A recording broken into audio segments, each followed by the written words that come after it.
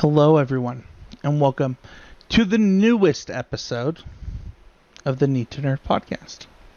Is that more accurate, West? Only for like another 2 weeks. So, when I said it, it's true, though, right?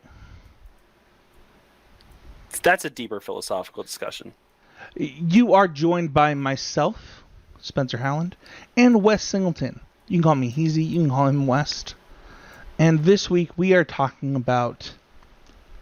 is it a cult classic? I don't actually know how to define this book, because it feels like it has more fans than so many things that have bigger impacts in the pop culture world. The first ever books that you or I waited to have come out.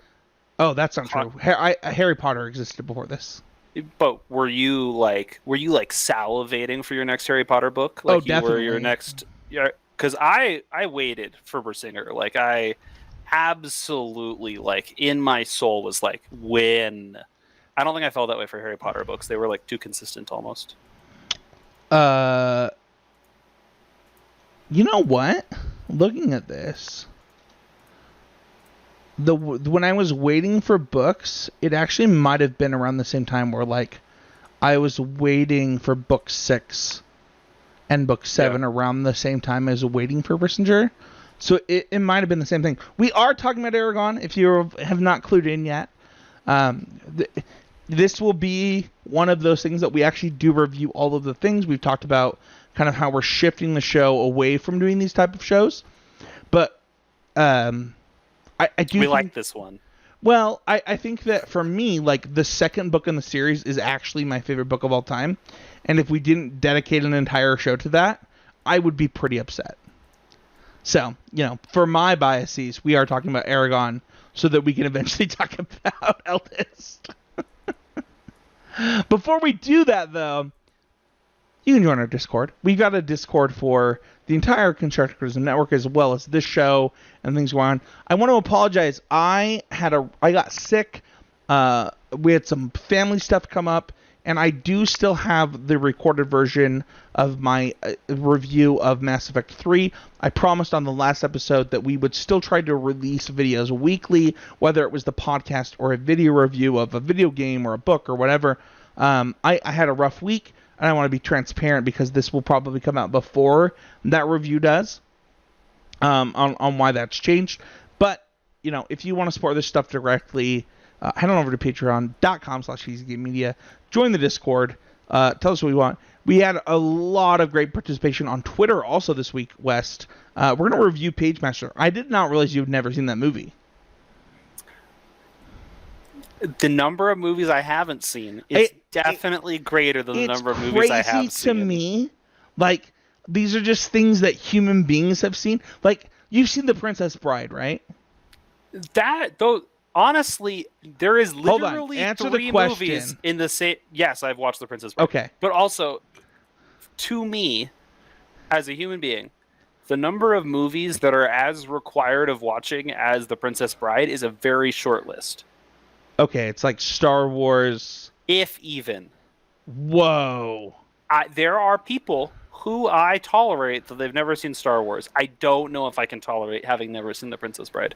Do you know that my wife watched The Princess Bride for the first time this year? I'm aware of that. Yeah. And I think that you and I had to unlearn that it was okay to date someone who hadn't watched Star Wars. Well, luckily, and you would have remedied Princess Bride if you had known sooner. Oh yeah, definitely. The thing is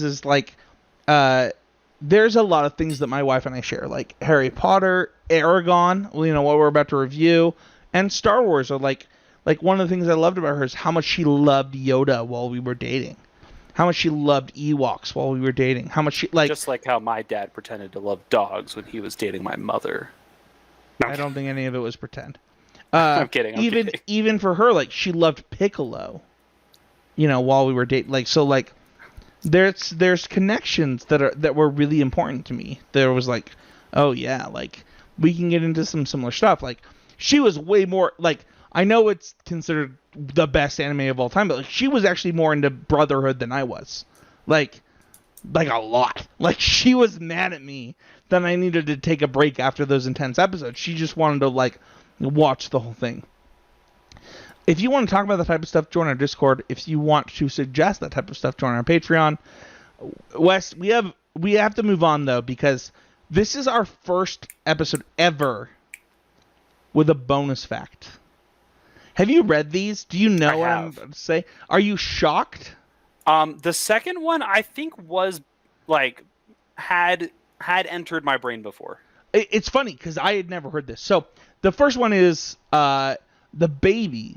So we're talking about Eragon this week, and there's a minor spoiler in this, so plug your ears. But I actually am leaving out so many other spoilers to just preface this way that if you haven't read these books, that it's not a big of a spoiler.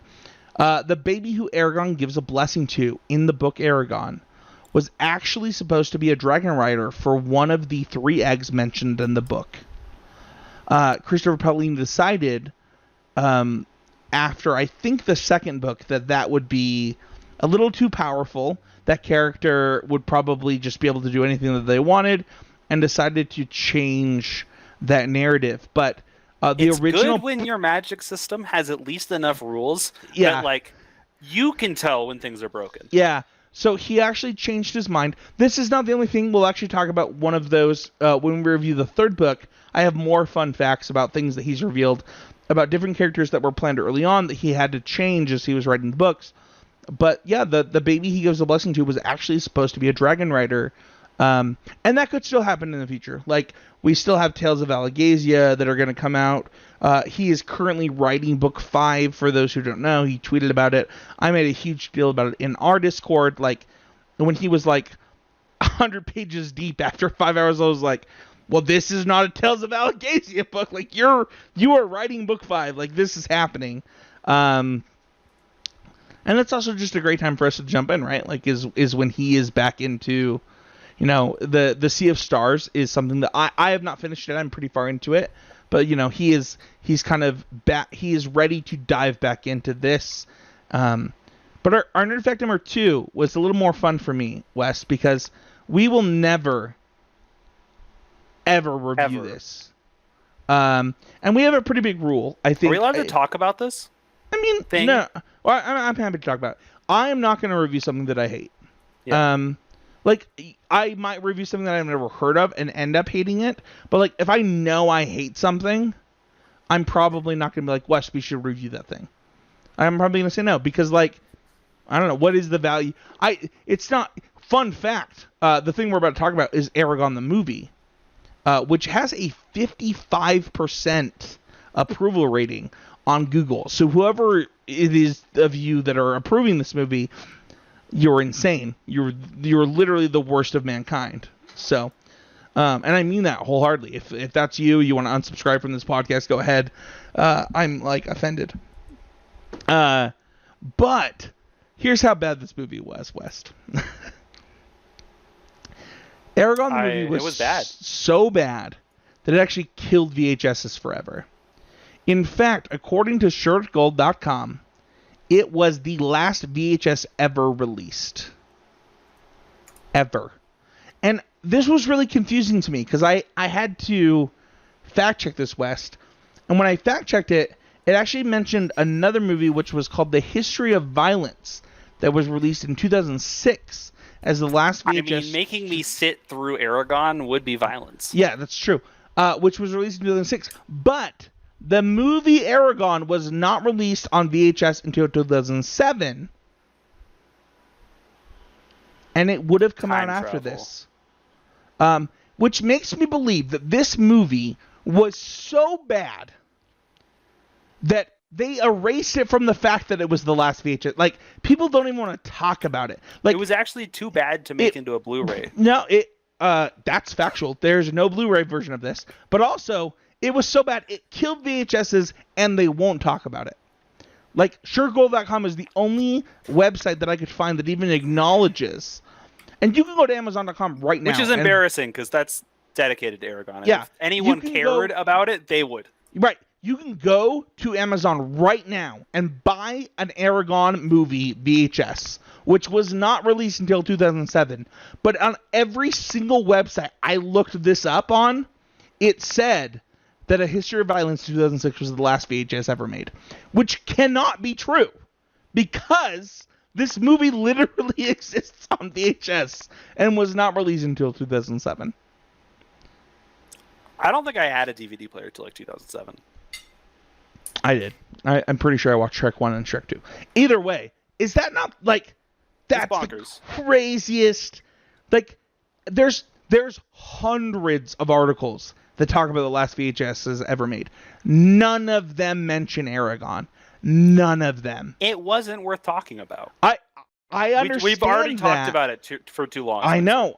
My wife told me she's never seen the movie tonight, and I was like, because I was telling you these fun facts. You're lucky. I was like, fun fact, I will not watch that with you. You should go watch it so you can experience my pain. But I will not watch it with you. This thing smells bad. Smell it with me. But that's it that's our bonus fact. So we have the fun fact about the child, but I wanted to give a little bonus fact because this was mind-boggling to me. Yeah, that's pretty embarrassing that there was an Eragon movie. If I'm wrong and I'm somehow getting timelines mixed up, I tried to fact check this before I put it in the show notes, but everything that I saw was this movie. I even think I put the date in the show notes that this. Where is it? It March is 20th, 2007. Yeah, March 20th, 2007 is when this was released on VHS, and the last historical VHS ever released was A History of Violence, which was released in 2006. So, like, the internet is just wrong about this. This, according to my research, my 1 hour of research, this is the last VHS ever made. Wes? Too bad they didn't stop sooner. Let's talk about what we're talking about today, which is not the movie. So we can stop talking about the movie. Yeah, we're not talking about the movie. We're going to talk about the book. A young adult fantasy book written by 15-year-old Christopher Paolini. It's an old adult fantasy book too. It's funny because it does grow with its audience and its author, and that explores the exciting new world of Alagasia. Influenced by Star Wars, Beowulf, Lord of the Rings, these classic fantasy movies, novels. The book tells the story of a farm boy named Eragon, also 15 years old. Weird. I don't know why a 15-year-old would write a story about another 15-year-old, who finds a mysterious stone in the mountains. After learning the story of the end of the Dragon Riders, Eragon finds his stone is actually a dragon egg. And it finally hatches and turns into his best friend.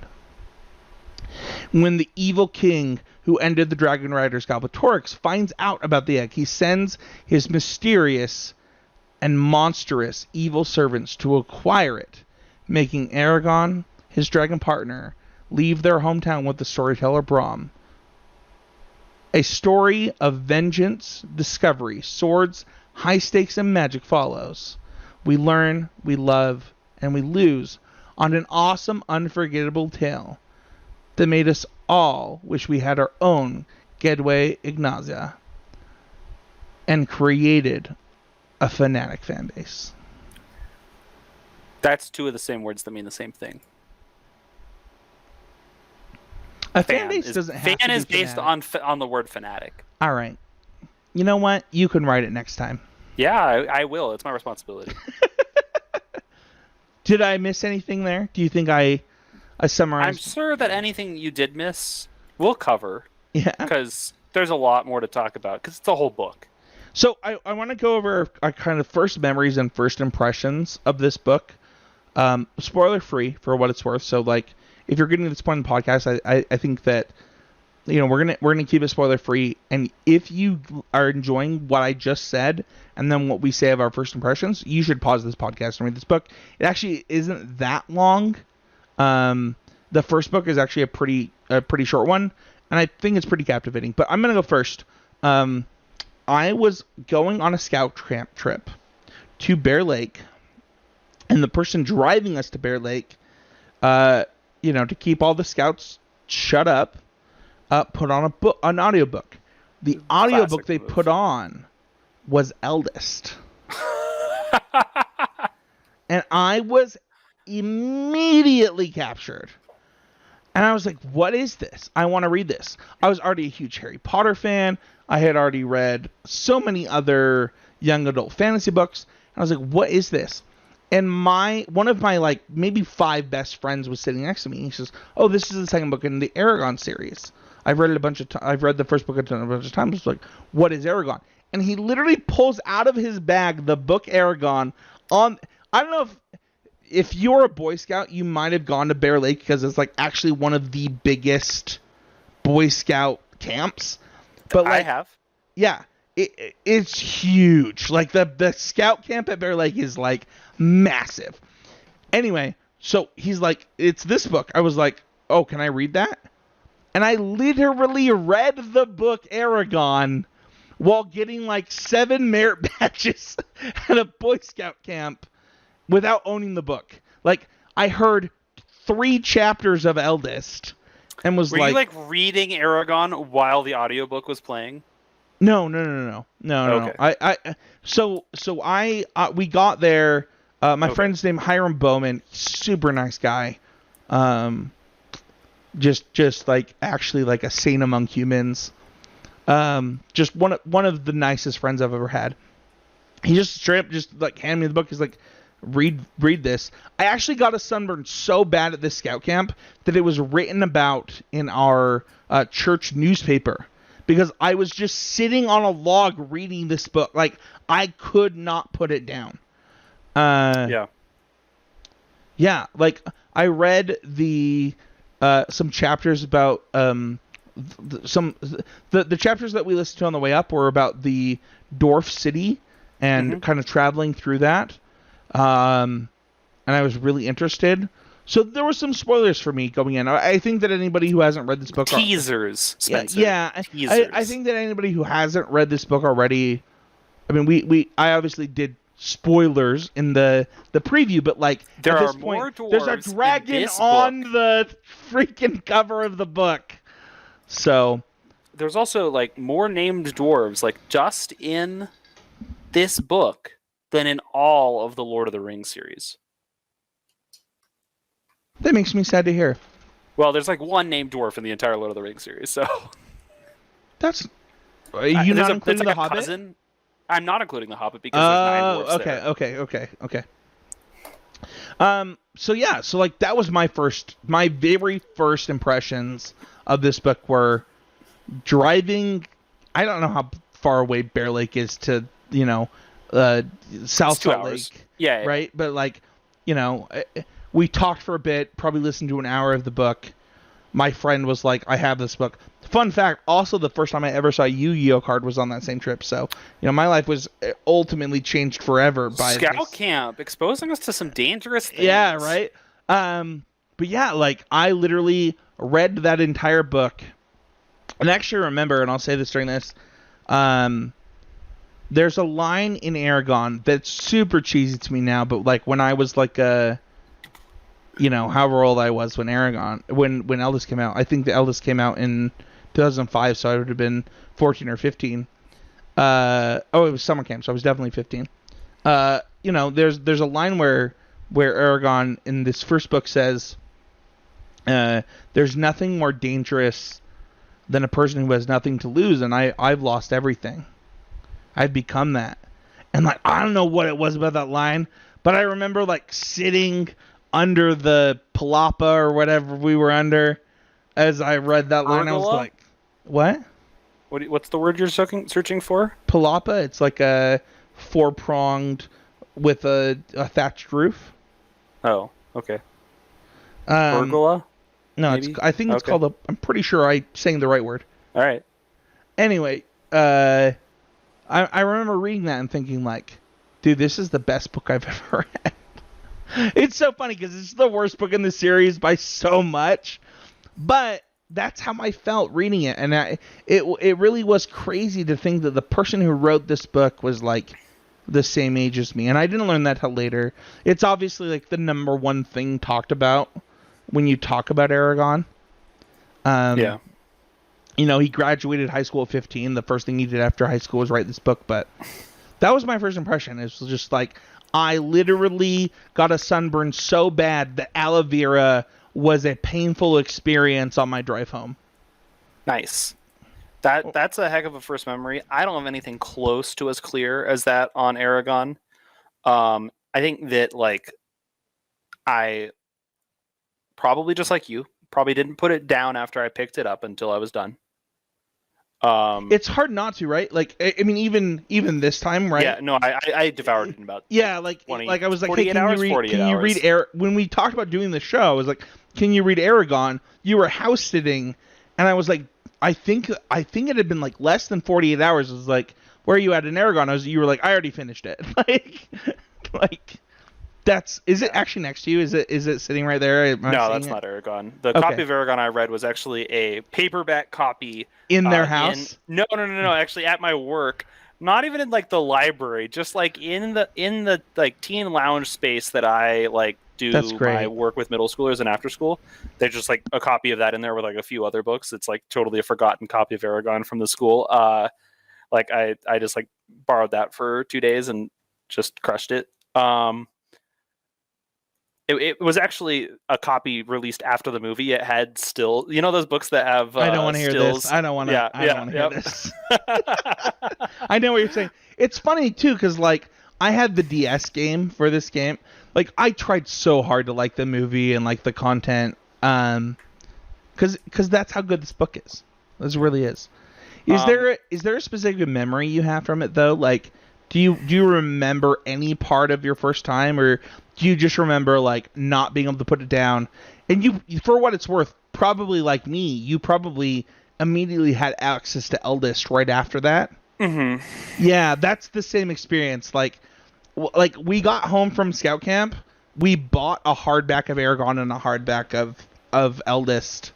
Yeah. Probably within 24 hours. Yeah, no, I almost certainly read, because I think that they, my parents did a pretty good job when I was younger of like also reading a lot of like the books I was interested in. And so I think that like the books just showed up in my house. Like I don't even like, you know, I've got a dad who's like a fan of Tolkien, and you know, like he's interested in whatever the hot new fantasy book is as well. And certainly like, you know, they were reading Harry Potter and all those things. And so like I think they were just like in my house and probably already had been read by the time I was like, ooh, what's this? Because I'm a few years younger than you, and while I was a voracious reader in 2005, I was still mostly discovering how 11? much there was out there. Yeah. Are you actually younger than that? How old were you when this book came out? When this came out, I was 7. Actually, yeah, 7. Oh my gosh! Don't tell me that. How old are you? I mean, 2002. I'm 26 now. 95. This came out in 2002? Eragon came out in 2002. Oh. Eldest came out in 2005.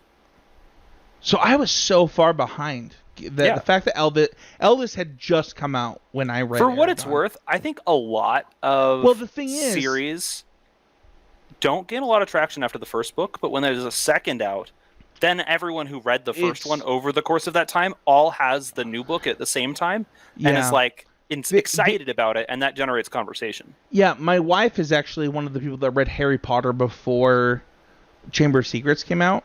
That's cool. And like my family like we got on quite a few books early, right? Like I think I wish that I had saved so many of the books that I like donated as I moved as an adult, but like, you know, I had first editions of all the Harry Potter books in hardback.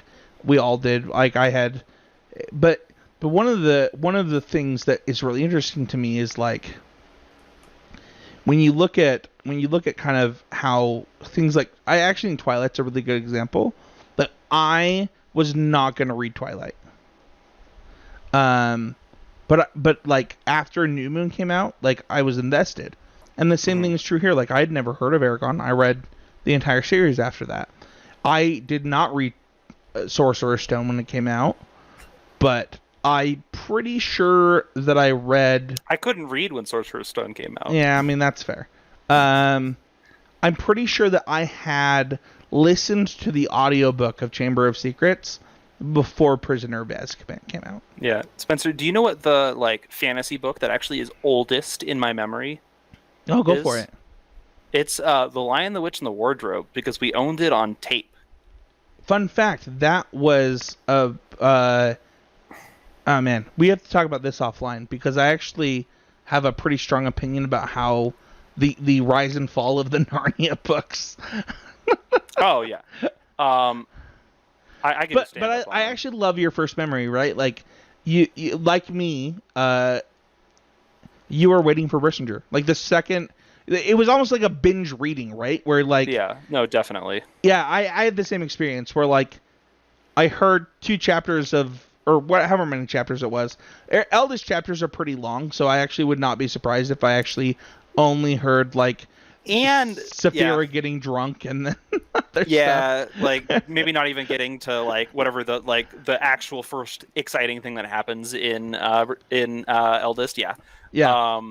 Totally. So for me, like it very much was like read a book at summer camp, learn to play Yu-Gi-Oh, go home, reread the first book, read the second book. So actually, Spencer became Spencer during that week of summer camp. I actually would not be surprised if that's true.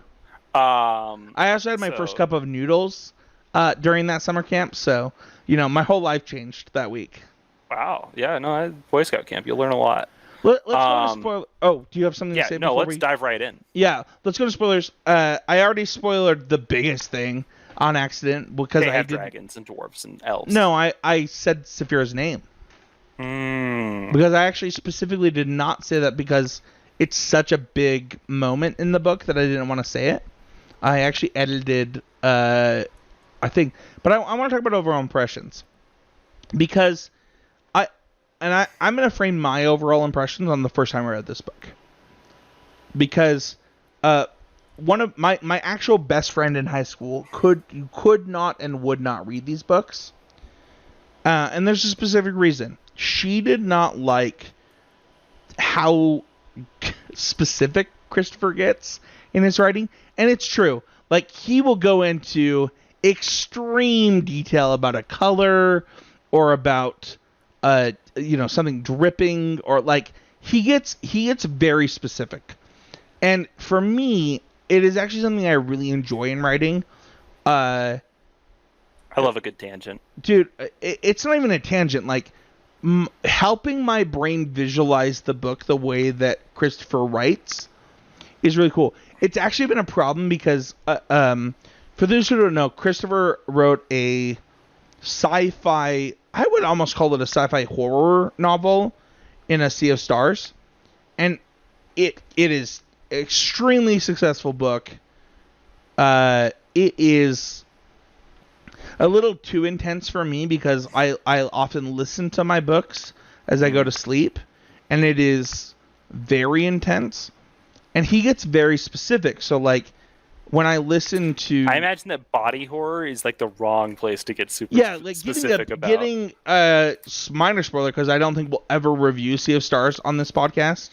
And if we do, like, sorry I spoiled it, but, like, getting your body obtained by an alien and, like, having it be as specific as Christopher gets is actually a little too much for me before I fall asleep.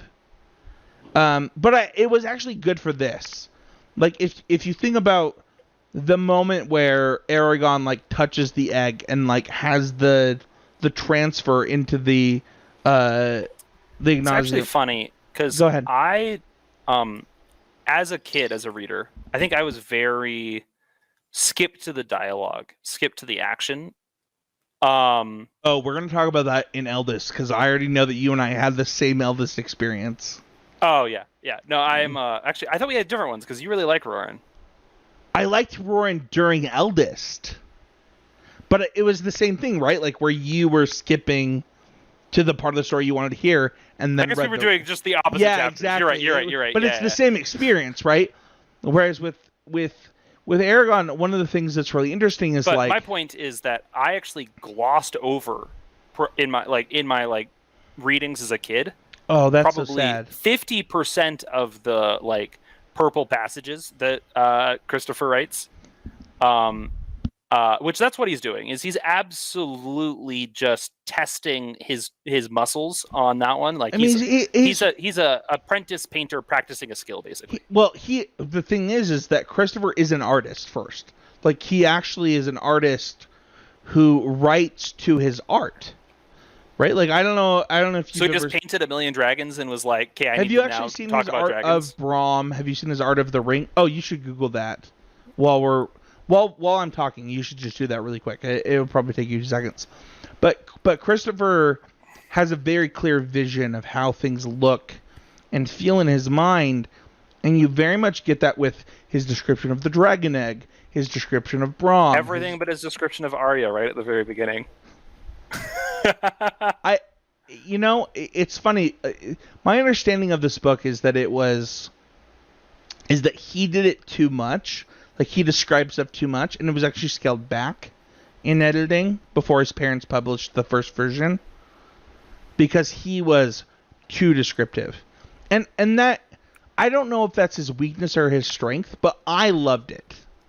Like, my overall impression is he captured me because he cared so much about this. And I've joked a lot that Eragon the series, right? Like Eragon, Eldest, Brisinger, and Inheritance are the best extended Star Wars universe books of all time. Like, I have heard that joke. I joke about that, but also it's true. Like, it is so clearly based on that, and it is the best version of that by like a pretty substantial margin. And I do believe that, like, in when you're creating content, like, you stand on the shoulders of giants, and he stood on the shoulders of George Lucas. And in my opinion, this is just something that I believe, that I think he did a better job. Like, I think that the Eragon series is better than anything that has come out since Return of the Jedi, as far as Star Wars goes. I think that it is amazing that what this kid did. And that's my overall impressions. And my overall impression of this book is, like, I can't believe how much he fit into Eragon. Like, I listen to audiobooks every night to fall asleep.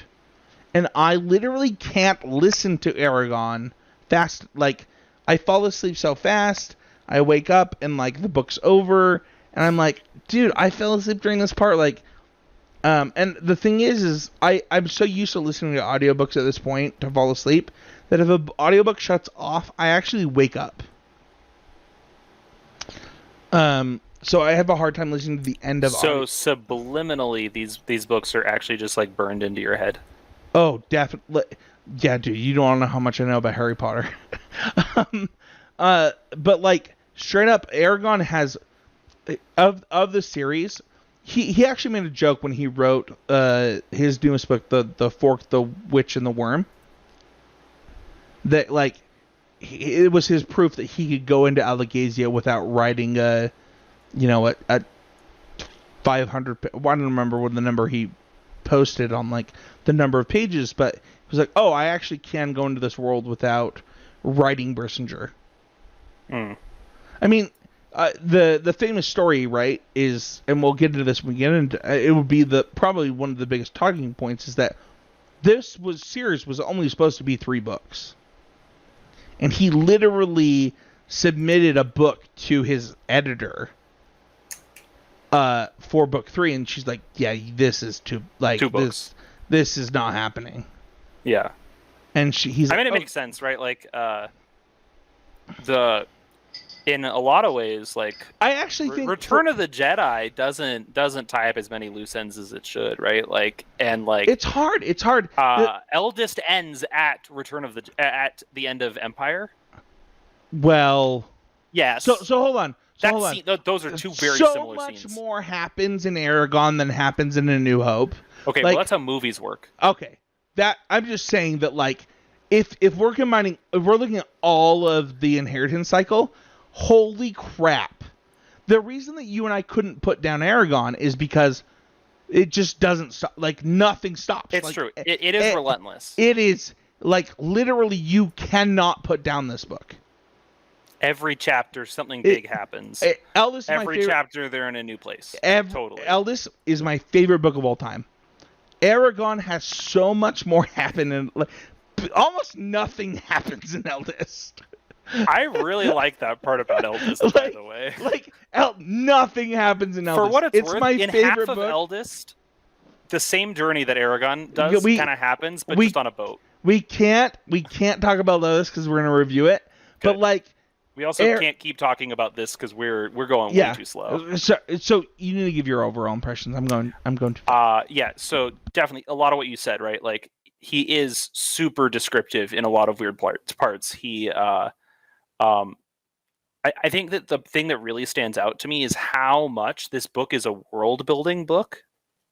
Because there are like 3 named places in the entirety of Alagasia that we don't visit in this book, and it's like the capital city.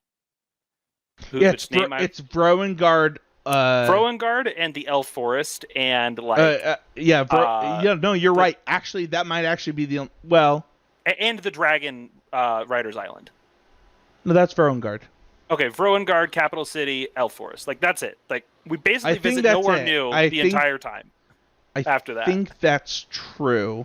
Like there are like minor places within. No. Hold on. You don't visit. I will be reductive of dwarven life. We do go to Serta. Serta doesn't matter though. That's a fact. But my point still holds, right? Like we see more of Alagasia in this book than we do. Like there is less left to see of like where there actually like is things to see in the world after this book than there is like that we see during the book. Like it just we go so fast. He has to go all the way across the entire world. I think the narratively what's interesting, right, is it actually is very clear why that's the case, and it's because he made the map before he wrote the book. Yeah, that's true. And he's like, "Hey, I want him to go to the dwarf place, but we're starting all the way up here. Wait, we have to go. Oh God, dude! Actually, it is actually one of the more interesting things is to like, I actually think that I don't know that I've ever seen a YouTube video on this, but I would love to see his progress, like kind of through that map. I don't know. I mean, there are sketches of that map. Like there's like some original works of that map before it got published in the book, just on his website. Oh, I mean, listen, dude. I don't know about you, but like I have looked at that map probably 1,000 times. I've read one of the best parts about the Eragon books. If you don't own one, I don't know if they're good maps. It's got the maps, and then also in the back, it's got every word spoken in the Elven language, every word spoken in the Dwarven language, and their translations, and it is. I do like a good glossary of fantasy books at the back of them, as long as it's not like a Tolkien index. Yeah, he does indexes. Listen, man, I read the Silmarillion before I read Silmarillion. Yeah, Silmarillion, whatever. Either way. I love your. I think that pacing is our overall impression of this book, right? Like the pacing of this book. This could have been 3 books. Like legitimately, I believe that if I guess if he was wrote like it now, really doing it would like be a 3 serial books. I see it. There's a few different places where you could do like a culminating conflict. Do you have a favorite character? There are exactly like 5 relevant characters. Oh, I think that in this book. Oh man, most characters don't have a lot of screen time. There's 2. I guess Arya, there's 3. Braum, Murtagh, and Saphira are all the non-Eragon characters that have a lot of screen time. I don't think Arya has a lot of screen time in this book. I think literally you have Eragon. Okay, she doesn't have a lot of screen time. Actually, she has a lot of screen time, just not a lot of dialogue. Yeah, I think that literally you have Eragon, Braum, Murtagh, Saphira, and then I think that like the alternatives are Jode, Angela, and Columbine are like the others. Yeah, no, I think that all of Jihad. They're all. It's Jode. His name is Jode. I will check my pronunciation guide. You are wrong. Yeah, I promise I'm right. Okay, you're right. I knew I was. His name is Jode. Anyway, Good. Do you actually have a favorite of those? To be fair, my favorite character changes from book to book. Oh, I mean that's supposed to be true because characters are growing, right? Like characters that bother you in one book are supposed to bother you are supposed to get better in books. To be fair, characters that this were will be a cool really interesting segment during Eldest because my first impressions and my when I read and listen to this book now, completely different. I think that if you had asked me when I was younger, I think I would have said something like Braum is super cool, or maybe Murtaugh, because I think Murtaugh more closely like matches the D&D character role. Sure. I kind of like easily slot into. You like having a bastard sword and a war horse. I'm a real bow guy in a lot of. I need to ask though, right now, you're playing a D&D of one of these characters. Who are you playing? Oh, I love Angela Psalmbum. They're such a good. Yeah, player. yeah. I knew that was gonna be. Their scenes are all so good. I actually think that Angela, as little time as she gets, yeah, she's hilarious. The reason she gets so much time in the rest of the series is because of how good she is in this. Yeah, she's got like I think that like there are not a lot of characters whose like dialogue and complexity and depth surprise me in this book for having been written by a 15-year-old. But Angela just has to be based on whatever the coolest woman in his life was at that time. It's his sister. The witty. Oh, that's yeah. Oh, yeah. I did know that. Yeah.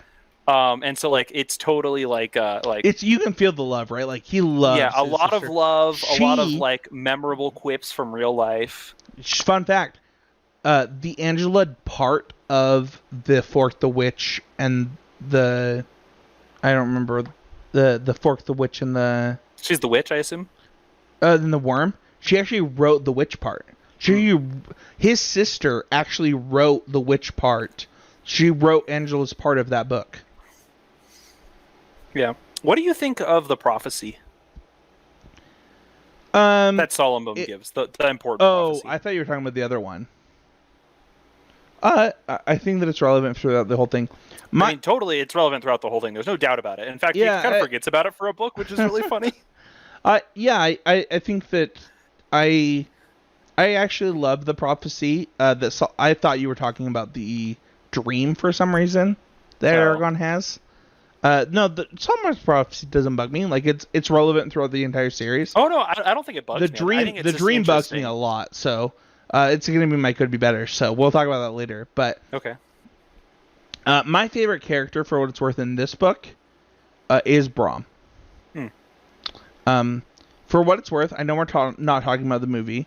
I have been very vocal about this, that if they redo Eragon as a TV series on Disney Plus, which I do believe will happen. Like, I actually do believe that after COVID, we will get Eragon. There's money to be made there. It'll happen. Yeah.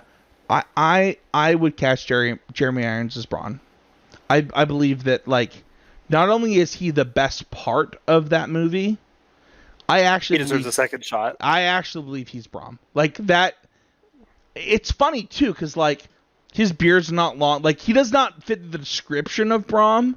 Yeah, but he is Braum. Like, that's okay. I mean, my brain doesn't exactly translate between Obi-Wans very well, right? Like, it doesn't really matter. No, it doesn't matter. But like, Jeremy Irons is like, that movie sucks, but Jeremy Irons is Braum. Like, that is fair enough. That is maybe the best casting in any movie I've ever seen, which might be why that movie is so frustrating. Is like you have that moment, but Braum is actually my favorite character in this book. There's a lot of reasons for that. I actually love Braum in book 3 a lot too, and we'll get into that later. A little bit of spoilers. Huge starring role. No, I actually think that like I don't want to spoil it for people who haven't read the books because like there are going to be people that listen to this podcast. I think one of the things that I've learned about this podcast, especially through how our episodes have done, is that people do come back and listen to different podcasts of, like, if we do an episode on My Hero, they will listen to that episode, watch all of My Hero, and then listen to all of the stuff, right? And so I don't want to spoil what happens with Braum. But I do think that Braum in this book does the right things, but I also kind of hate him. So, and I actually like that about a character where like, I'm like, dude, just, I'm gonna swear. Brom's my favorite character. I think Saphira is actually number 2 for me. I Uh, I was actually gonna say, and I can use that as a segue here, yeah, actually, go for it. into our next portion, which is favorite storylines. I think that one of my favorite things about rereading this time around was the depth of Saphira, and because she's born so deep, she actually has to discover a lot of who she is and not necessarily build it. Like it's I like this. Oh, I think this. Oh, I didn't realize, I know my own name, right? Like that, those sorts of things, right? Like and for Saphira, I think that it's not that she's like, I think that there are actually books where she grows, she's like a more important character in how much I enjoy her and has more agency than in this one. So, can I give I'm gonna give a minor spoiler.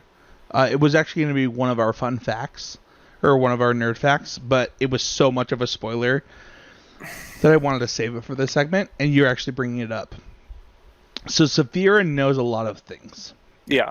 And so, if you haven't read the whole series, and is known for not sharing information that she knows when it's not relevant. Definitely known for not sharing information. So if you're listening to this part, you haven't read the whole series, I'm even going to give you another spoiler warning. Like, I'm going to talk about like a few things that happen in the first book that are clearly setting up the rest of the series. So skip ahead like maybe 2 minutes. But there are a few things that happen in this book. One, she very clearly tells Eragon that Brom was a writer, like probably like in the first like 5 minutes after, like the second that she tells him that he can use magic, she's trying to hint it. Like it's there's a couple of moments. 2, she actually calls Arya Dragon Blood Born or something in this book when they're like, she is very clearly indicating that Arya is going to get a dragon later in the series. Like she can just feel it. Yeah. No, it is confirmed by Christopher that the reason she says that is that Arya will get a dragon. And she says it in this book. And she just knows that? Yeah, so like basically she has a connection to the other eggs that she spent time with. Oh, so she's just like feels Arya and is like, oh, that's gonna work. That's okay. How that's it's the like, person. Oh, I have this friend. You should. Yeah. So she knows that. Okay. And so she, like in this book, she gives the most spoilers of any character. There's actually like she also there's a lot of discussion of later things set up in this book that like are like. We're running out of enough to give it away. Yeah. We're running out of my 2 minutes, and I want to actually give. But she also spoils that Brom is the father. Yeah.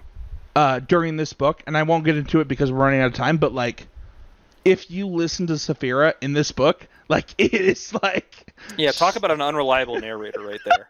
Because she's just gonna say whatever she's gonna say. yeah, absolutely. I love Saphira. She's great. That's why she's a constant, which is why she's really nice in this series. Oh, she doesn't change, right? Like if you and we're way past spoilers now, so she does. But yes. Well, no, I only with later, and we'll talk about that in the next book. But like, if you look at Saphira throughout the series, she is a very constant like. Okay. This is the level that I'm at, and it's really high, right? It's above Eragon all the time, which I think I would say that Eragon never really catches up. I agree. Eragon has a problem with that, but like Saphira's like, no, like, dude, I'm like one of the last dragons. Like we're up here, and like you're like I'm the first dragon rider in 100 years, and you're down here, but like you need to get to my level. And also, you can't do anything right. Fuck you. My favorite storyline, by the way, which is our next segment. This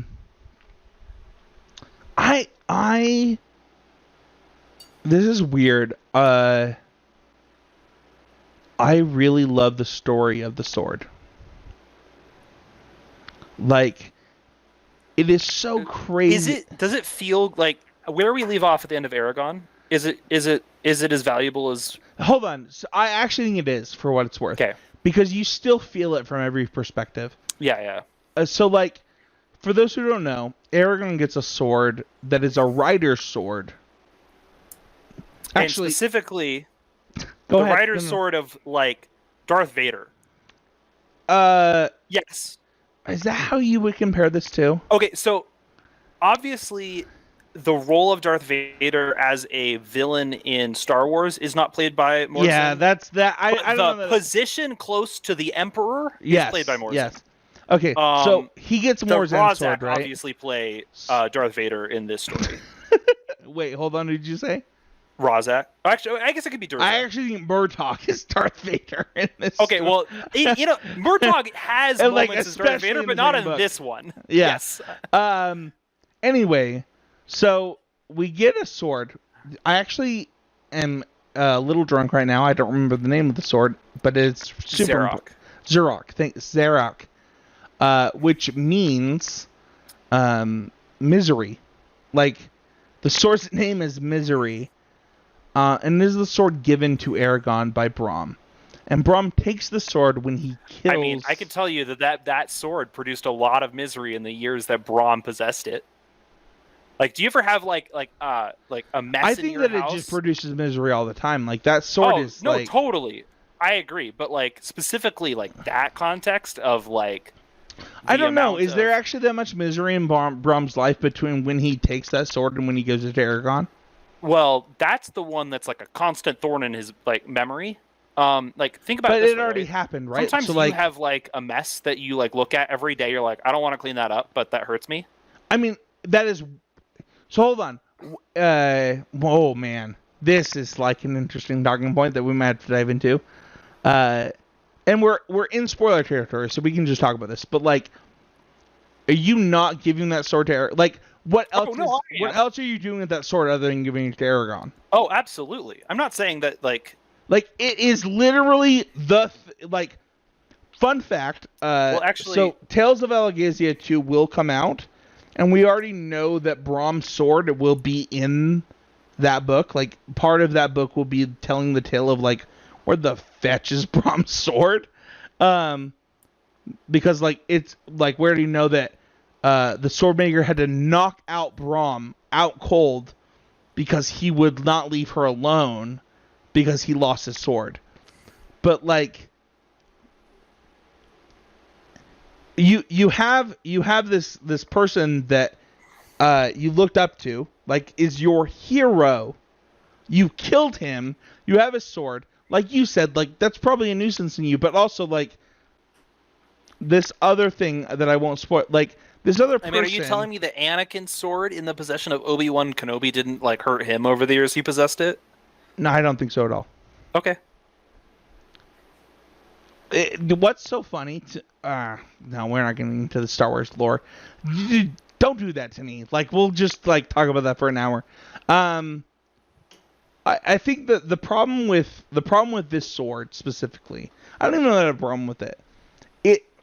It feeds so much of the narrative, right? Like, in this book, freaking Murtaugh takes up his shirt. He's like, look at my back.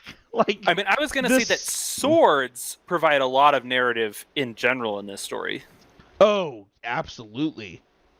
I mean, even well, it's a minor spoiler. Like, Galbatorix does not use his sword at the end of this series. He's not really a sword guy at that point. Well, I mean, so why does he have the sword he has? I mean, like, his sword is not the sword he has because he's not a sword guy. He is very clearly trying to send a message. Okay, but like my point is like when you are the despot of all creation for 100 years, or whatever it is, I don't quite remember my timing. He is a 100-year ruler by the time this book comes out. You don't actually use your own sword very often. He hasn't left actually hasn't left Urbane in 50 years when this book comes out. That's my point, right? Like, it's like, as in like the tools of power that he uses regularly. Sword is not in the regular stable. Magic might be. Dragon probably is. Oh, I don't think that. Shuriken probably just like sits in a cave. I don't know that Shuriken has left her like. Well, as in like intimidation tactic on my advisors, probably. I think that they just need to see her. I don't think she needs to move. Well, that's a tool. But my point is like,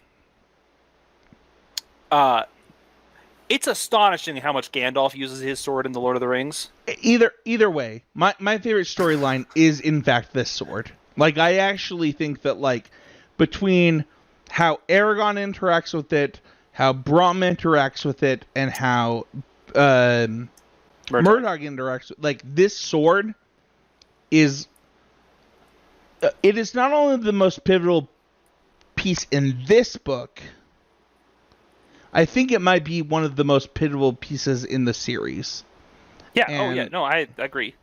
Yeah. So that's my favorite storyline. Do you have a different one? The sword represents. I have a second favorite, by the way.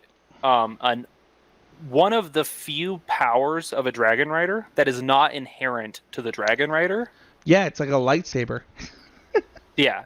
However, weird. I would actually say that lightsabers don't play half the role in Star Wars that swords do in this. Only because they have names in this book. Yeah, I agree. I agree with that. But yeah, also, it does. Just like, I think that there's not like there's very little pursuit of sword in Star Wars. I don't know. It happens off screen. I don't know if that's true in the like. Do you look at the EU after Order 66? Again, not worried about that. That's not what I'm talking about here. That's fair. Do you have a favorite storyline? Oh, didn't I say it already?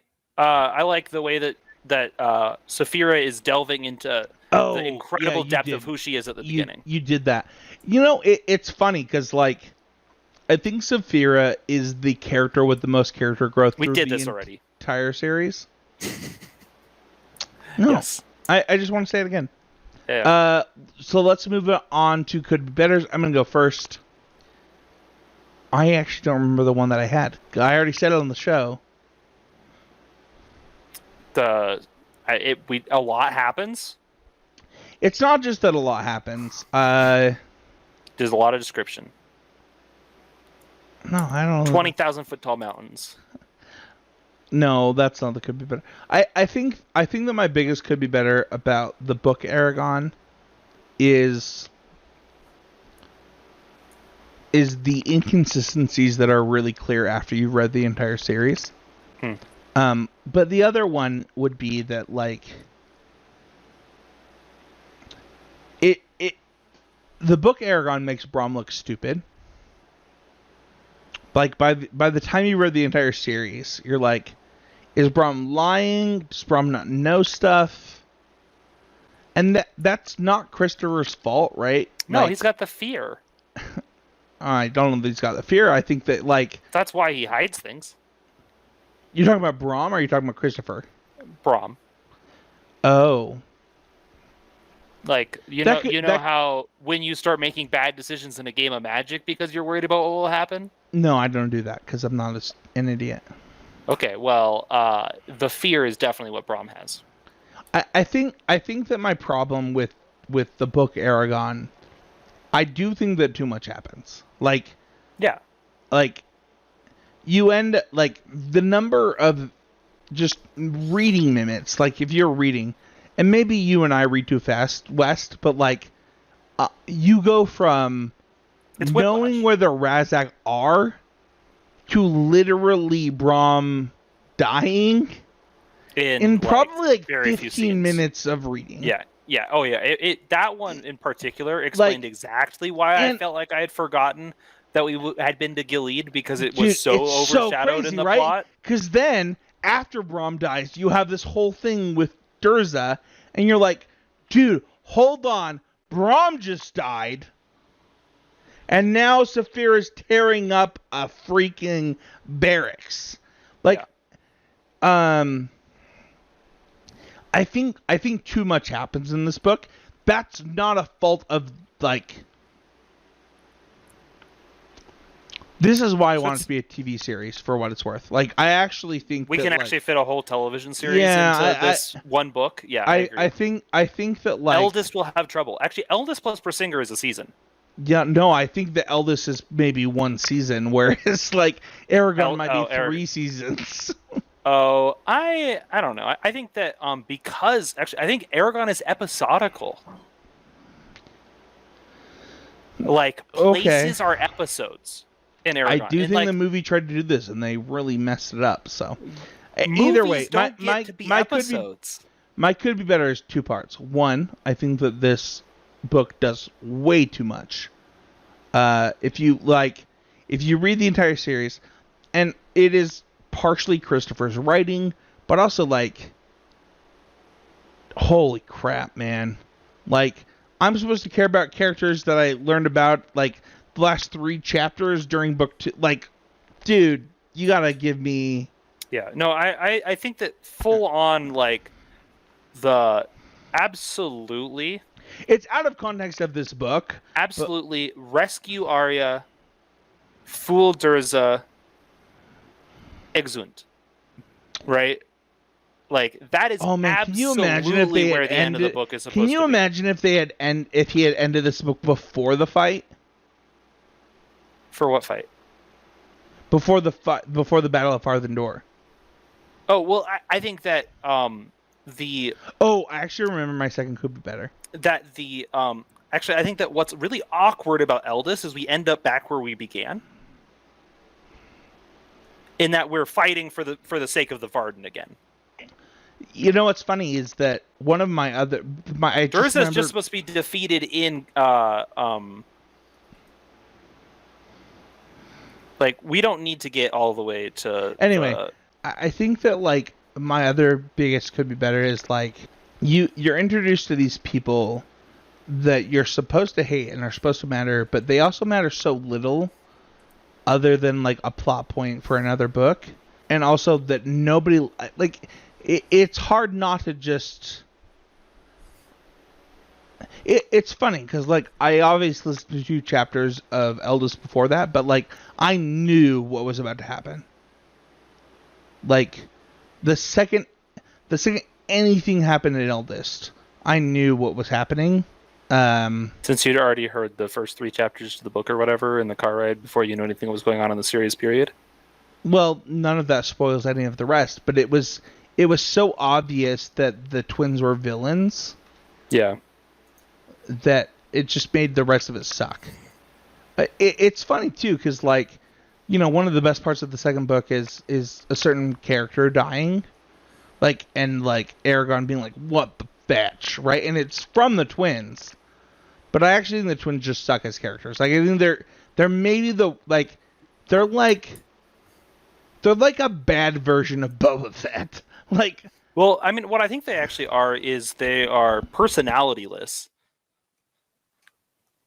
In a lot of ways, right? Like I think that like they are like just 100% unpleasant. Like we talk a lot about redeemable villains in our show. Yeah, and they don't have the like twins compelling wouldn't make qualities. my top.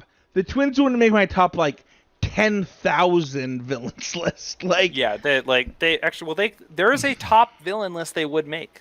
The worst, the blandest. Yeah, they're really bad.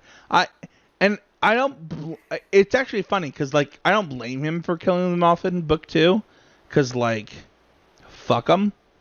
You know, I'll have to change the like the sensory on this podcast for me saying this, but like, dude, they suck. Like they're not interesting. And then we already spent too much time. Like, just like talking about the movies a waste of time, these guys are a waste of time. Yeah, I agree. Do you have Lovitz, though? Because I have a lot of them. I want you to go first, though. A giant spider on top of my desktop is a problem. Is it a real spider, or is it like a... Yeah, like an actual spider. Oh, that's too weird. I'll go first then. So I'm just going to rapid fire my Lovitz then. I love the description. I know that like a lot of people don't love the way that Christopher writes, but for me, as a person with... you know, anxiety and ADHD and mixed features that have to do with bipolar disorder, like, the way he wrote actually really helped capture me, and I really love that. I think my second biggest love it is the way that Brahm is written, as like, I don't know, like I've had a lot of grumpy old men mentor me that I really loved that couldn't express themselves in the way that they probably should have. And it's funny, right? Because like you and I think are both millennials. You're a millennial, right? Yeah, and like I think that we're just gonna be grumpy old people who do express the way that they feel. we're gonna be opposite of Brahm, right? Like we're gonna be like we're gonna be expressive. Yeah, we're probably to a fault. Like it's like Brahm is everything that I love about my grandparents, without any of the parts that I hate about my grandparents. And it's hard to express that, right? Like I love both my grandpas. Both my grandmas are dead. I love them both so dearly. I would never talk to them about some pretty serious things.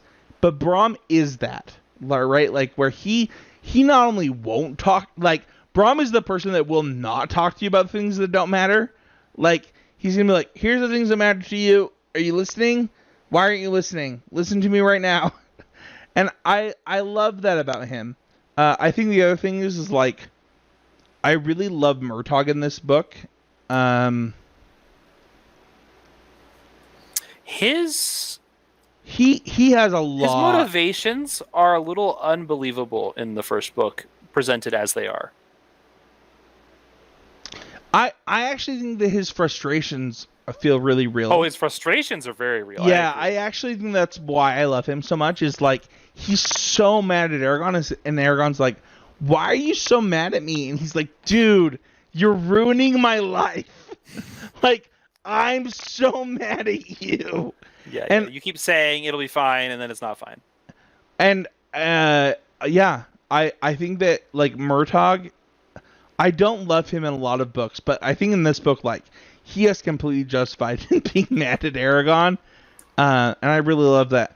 And my last love it is actually Snowfire. I actually think that like that horse matters. Snowfire only gets love through about like 1.5 books, and that's actually spread out through 3 books.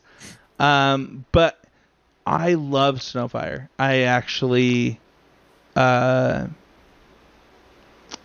yeah, I think Snowfire matters a lot. She's like a huge lover for me in this thing that is symbolic of... Just think of how much truth Snowfire knows about by the time Brahm dies. It's so true. Like, Snowfire sees so much. Like, she's carried by a dragon. She is the horse that, like, we'll get into this later, but, like, just, like, the things that she goes through with Roran is, like, pretty real. So, those are my love-its. Nice. One that I actually like is, I think that while there's a lot of, like, there's a few contradictions in this magic system, it's actually a pretty solid magic system. Oh, I think so too. That was actually something I didn't want to bring up because I do think there are contradictions, but I think it's fixed by the end. Written by a 15-year-old in a time where a really solid magic system wasn't valued in a fantasy novel yet. It was a really good fantasy. And I do think this is the series that pushed like Brandon Sanderson style authors to like really sit down and work on their fantasy systems, because like with publishing this series started coming out kind of in the same awareness as Harry Potter, right? A really bad magic system, right? Like a totally like messed up magic system. The Harry Potter magic system. At least this one has costs. Oh man. And like I think that really matters here. Like it doesn't matter here. To be clear, I actually don't think... No. Hold on. I'm going to take what I just said is not true. The base costs of the magic system are established in this book. Yeah. And what I just said is not true, so I'm sorry. What I actually think is really cool is that the magic system is exploitable through, like, good technique. Oh, yeah. But it is that, right? Like it's that you're increasing your efficiency at it, not necessarily breaking a system. It's so funny because, like, oh man, I won't get into this, but I love what you just said. I think that's a really big piece of what like excites me as a person in this. I think the last thing I really like is I really like the Palancar Valley. As a place, it really resonates with me. Like the spine and like Dude, the mountain descriptions this of is the like the early most part of the book. Utah. And This is the most Utah thing that you could have possibly. So for those actually, I think it's more of a Colorado in me, but yeah. Colorado is where, like, when I think of like really impressive mountains, I think of Colorado. And I've spent a lot of time in Colorado mountains. I've been to both, so I'm interested in this after the podcast. But like, for those who don't know, the entire spine is actually built off of the mountain range in Montana, where Chris lived, and then people like Wes and myself who live in the Rocky Mountains, like I think that we actually identified it with it pretty quickly. Yeah. And then even with the Biors, where like you go from, I mean, I live in Utah, and I mean, the Biors are the Himalayas, obviously. Oh, that's so interesting because, like, to me, it was like the spine might have been like Eagle Mountain, and then the oh no, like as they describe it, like Saphira can't breathe at the elevation of some of the Bior peaks. So that is true in this book, but that is not true later. Yeah, well, we're talking about this book right now. Either way, no, that's actually a good point. I do think that, like, which has to be higher than anything in the Rockies. There's nothing in the lower 48. We'll get into this in the second book, but like if you look at the trees in the second book, like the same thing is happening, right? Like where we're getting into very specific things about like our human world. I actually love your Himalayas example right here, where I actually love that too, where like I got to relate to the spine pretty quickly. But the Biors were pretty incomprehensible. Yeah, I just didn't understand like in Utah, I think Mount Timpanogos is like slightly higher than Mount Olympus. Is that true? I mean, Kings Peak is the true highest mountain, but yeah, that's behind them though. So I don't yeah. It's I literally can't see that. I literally cannot see that. Totally. But like my point is that, you know, we've got the 3 peaks of we have 5 peaks, right? We have Mount Olympus, Twin Peaks, Mount Timpanogos, right? Which it makes up like 5 peaks where we are. That's funny that you're calling the Broads Fork Twins Twin Peaks, but I like it. I went to Twin Peaks preschool, so, but I do think that like I've been to Montana too, and I've actually seen the things that Chris has seen, and I actually think that he does like if there's one thing that he describes well, it's mountains. It is mountains. He spent a lot of time in them as a kid. He was pretty used to them. Totally. I 100%. I think that his love of nature is like utterly apparent in these books. Like that's for sure. I think his love of detail, just like, and I think that comes from his love of nature. I want to rate this really quick. I would rate this book a 4. I know that that's kind of low for our ratings, and I'm probably biased because I know how good his books get after this.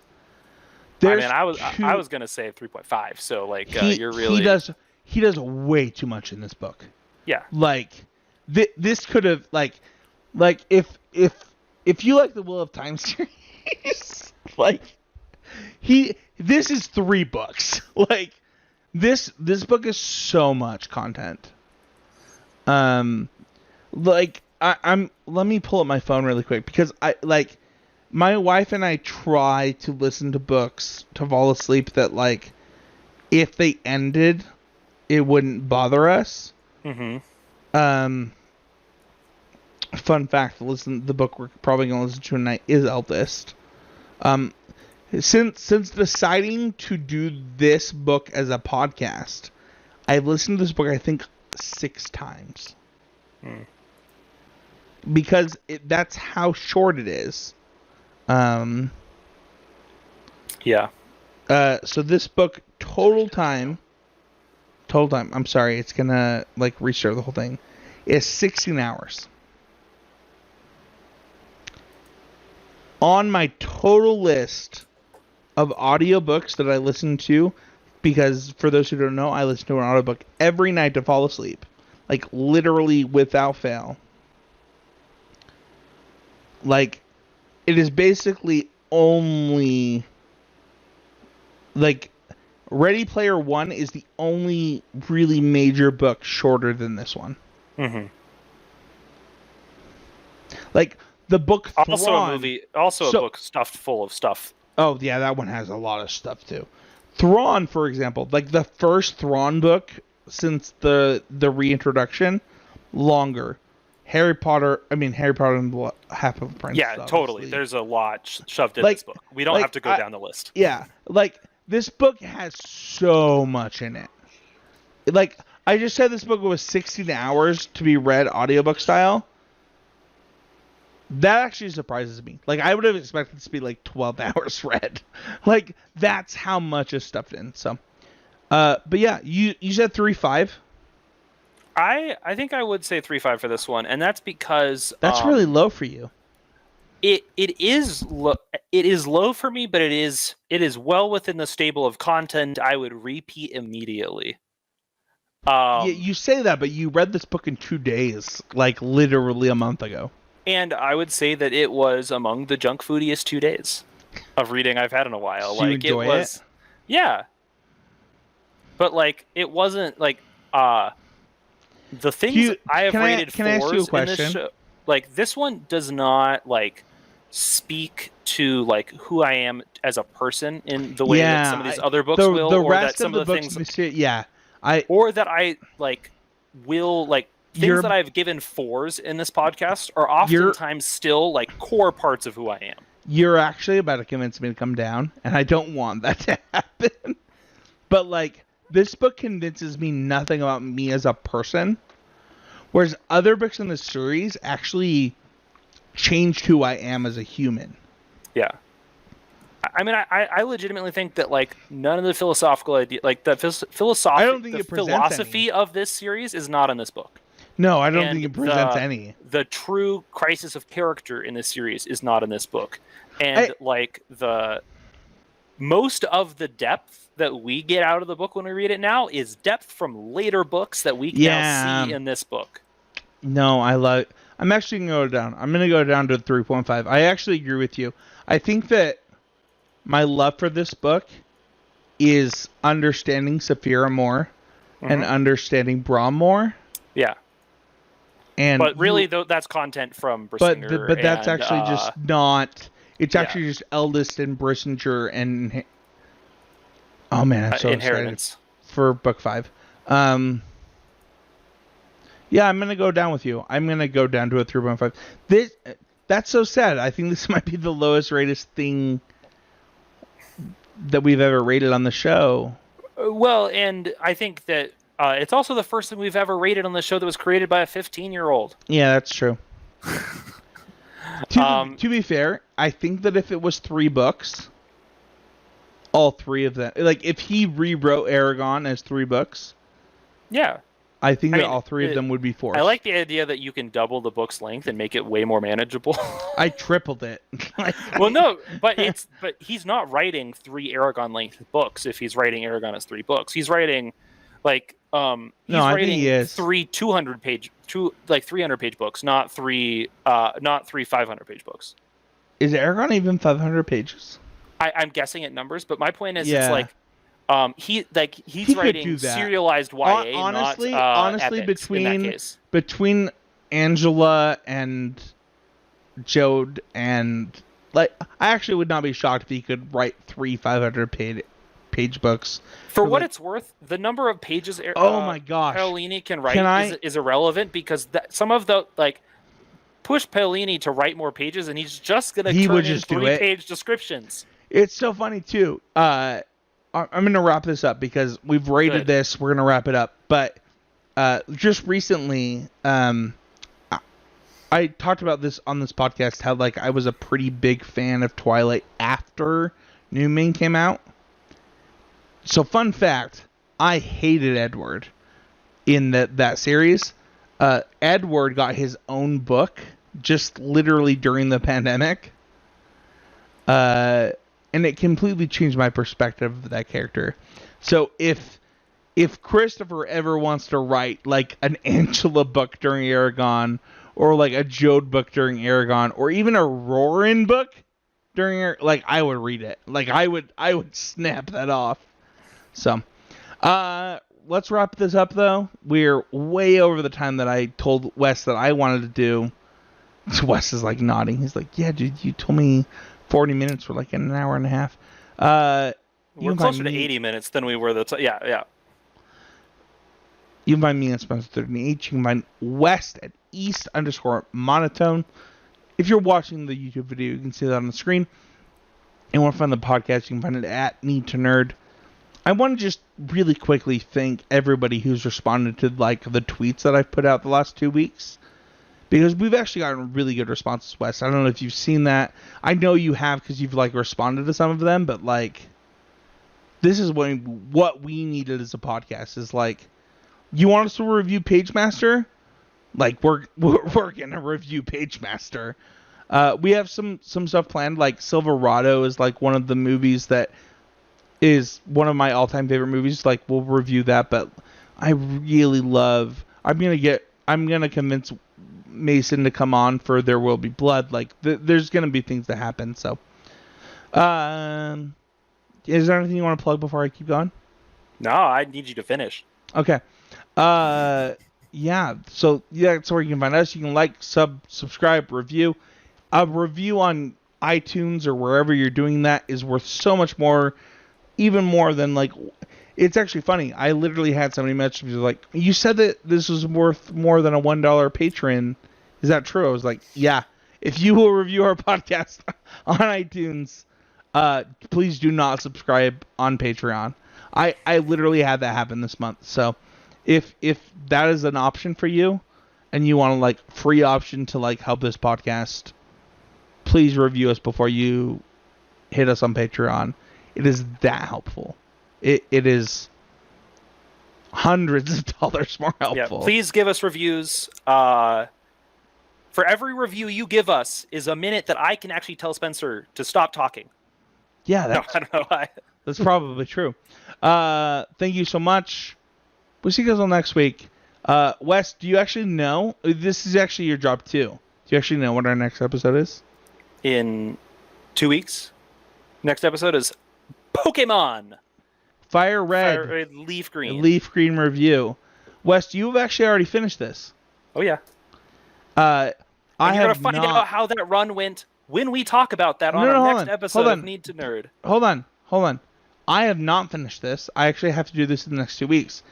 Should we figure out a way to do a battle?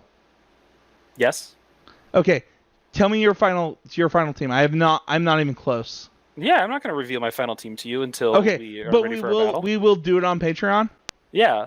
My team has real structural weaknesses, and if I tell you about them, you're going to exploit them. Okay. I literally have only beaten Brock on mine. Okay. So you got a lot to go. No, dude. I mean, I'll be done next week.